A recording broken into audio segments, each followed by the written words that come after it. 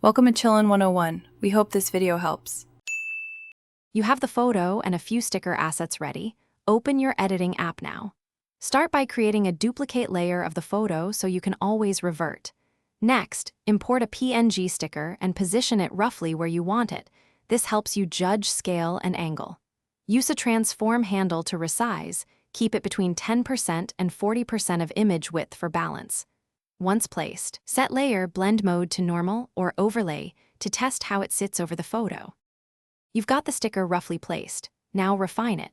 Zoom to 100% and use snapping or a grid to align edges with key photo elements, eyes, horizon, or text. Add a layer mask and erase with a soft 0. 5 brush to blend hard sticker edges into the background. This produces a glued-on look rather than a pasted one. Once done, apply a subtle color match. Tweak hue slightly and reduce saturation or use curves so the sticker reads naturally in the scene.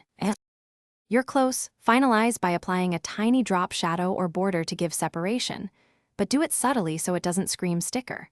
Flatten or export as PNG if you need transparency, or JPEG at quality 80% for social upload. Make sure to preview on the device it will be viewed on, because scale and contrast change between screens. If the sticker still looks out of place, duplicate and experiment with multiply or screen blending modes, or paint a soft color overlay at low opacity. Thanks for watching. Consider subscribing if we helped you.